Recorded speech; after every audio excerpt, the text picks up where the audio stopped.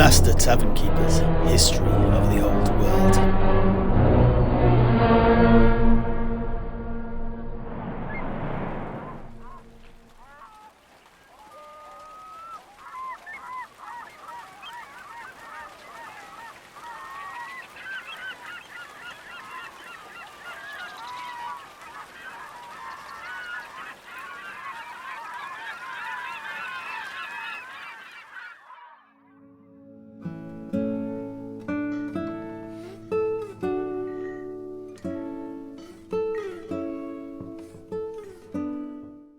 Sowieso, tell us about the journey that your halfling comrade made then. Ah yes, it will be my pleasure.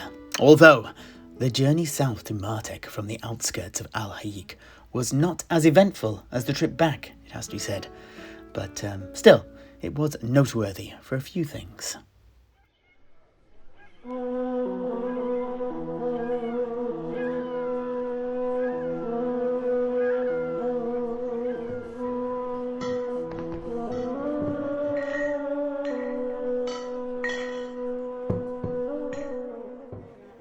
So, tell me, Ludwich, how did your crossing go? Well, once the preparations were complete, we climbed aboard the bone caravan and Zarka willed the 4 undead camels to begin pulling us. The first third of the journey down to Martek here was through the plains just south of the capital. This place was a wasteland.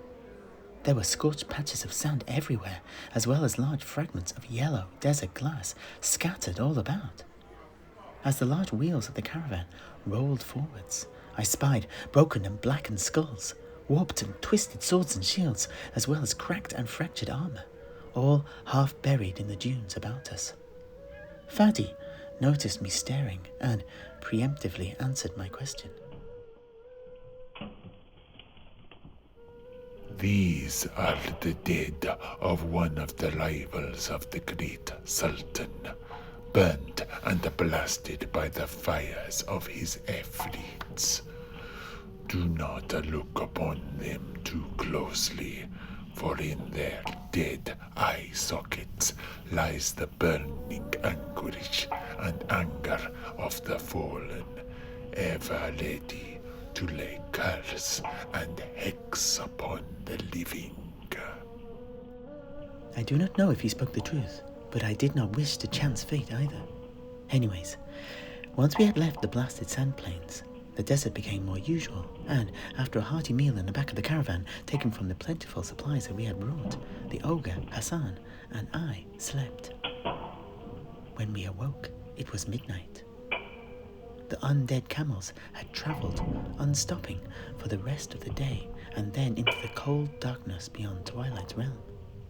Zarka and Fadi had been taking turns at the reins to steer the caravan whilst the other rested.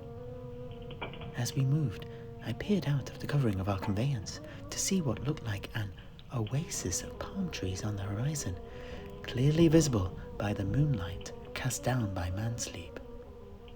Fadi and his grandmother were sat at the front of the caravan. Good evening. That? It is no illusion. It is called the Silent Oasis, but it is not a place to linger, especially at night. Oh, and why so? You will see, for we must go there. Your ogre has already drunk our water supply dry, and so we have to refill our gourds and water bottles at the well. And so the caravan trundled onwards until we came to a stop in the oasis. They instructed me to stay in the caravan whilst Zarka, Fadi, and Hassan, whom I had volunteered to help at the well and carry the water, went to restock. Do not leave this caravan. It is not safe. Many awful things happened here, and they have left a mark on this place.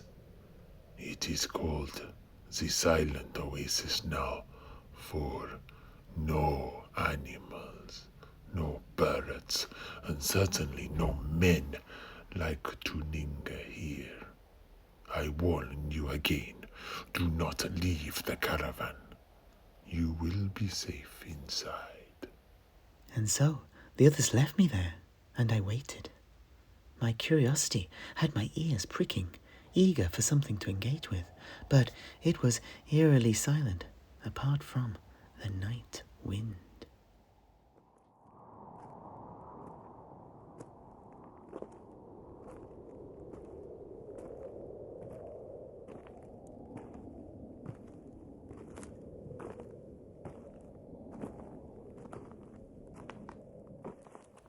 Suddenly, I heard footsteps.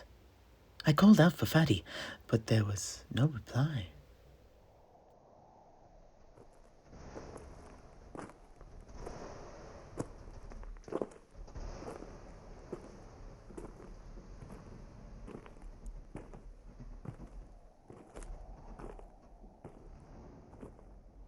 More footsteps came, and the sound of something being dragged.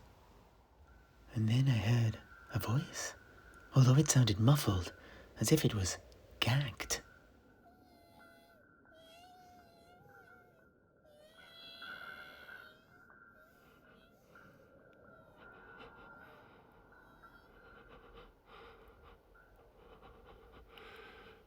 It's your turn.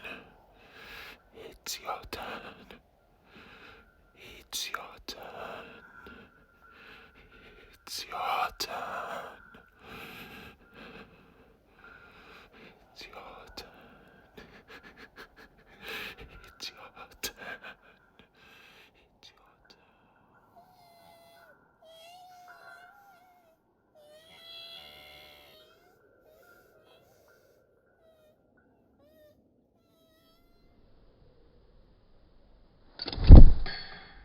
Suddenly, the caravan covering was thrown wide open, and in stepped Hassan.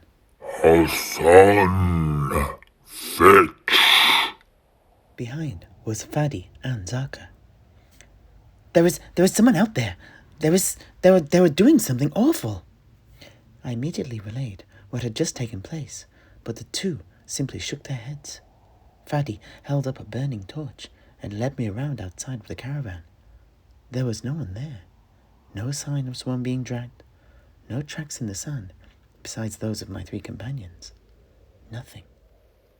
I have no doubt what you held was real, but it was a long, long time ago.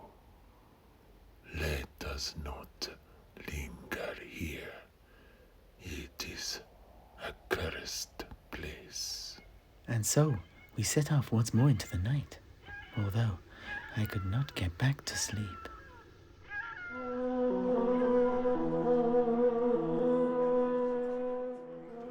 It took us another day and night's travel to reach the city walls of Martek. There were, thankfully, no further noteworthy events to speak of, though. And so then, how did you find me? With my good eyes, my good ears, and a bit of deduction and investigation.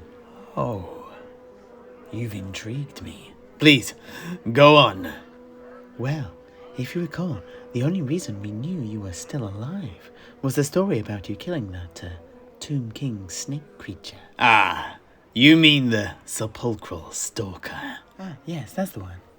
From some of the Tuareg who'd joined the crew of the Ava Phantom, I learned that the armour of such a creature would be worth a small fortune, and as we also knew your warband would be returning to Martek, I had no doubt that you'd be selling it here. The most famous merchant of such things, by which I mean the one who offers the most competitive prices in all of Martek, has to be Saeed the Bad. At least that's what Fadi told me, and so that is where I decided to start. Upon arriving at Martek, Zarka used her magics to unpack the caravan near some dunes beyond the city limits, and what would you call it? Reconfigured, I suppose, the undead camels into 4 skeletal guardians armed with tusk-headed scythe-like weapons, before hiding the form of each under a large cloak. These will keep both the beasts of the Atalans away and the other nomads. Hassan and Fadi then escorted me to part of the city wall that had fallen into disrepair, and, as politely as I could, I parted ways with them. I did not want those two slowing me down.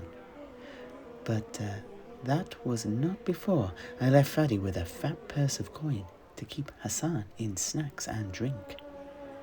It would be Fadi and then his grandmother that he'd eat first if he got hungry, I warned. And so, into the city I waded, through the crowded streets of the surrounding shanties, taking what I wanted as I went, and eavesdropping on passing conversations in order to find my way.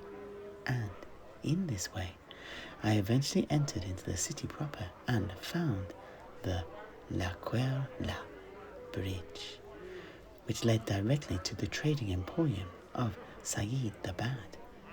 And so, here I came and waited day after day until over the bridge you strode, carrying those ancient pieces of armor. I wasn't sure it was you at first. The blue robes that you wore hid you well, but there was something about your posture and gait that seemed both familiar and so different from the other nomads. I followed you up to the store and waited for you to complete your transaction. Through the window, I saw you remove your face scarf to bite the coin and check it was real, and I knew it was you. And then you accosted me as I left. Oh, yeah. I finally see why your tutor chose the halfling, Ludwich Brambledown, to come find you. I do not think that I could have accomplished such a feat. Ah, well, there is one thing that you can say without fear of being wrong about my tutor, Ulrich Genscher, and that is that he is the best judge of a man's character, or a halfling's character. Anyway, back to the tale. Even though Ludwig and I had found each other, we were not out of the frying pan yet. And, true to the adage, it was into the fire itself that we headed next in our journey to return to our ship, the Ava Phantom.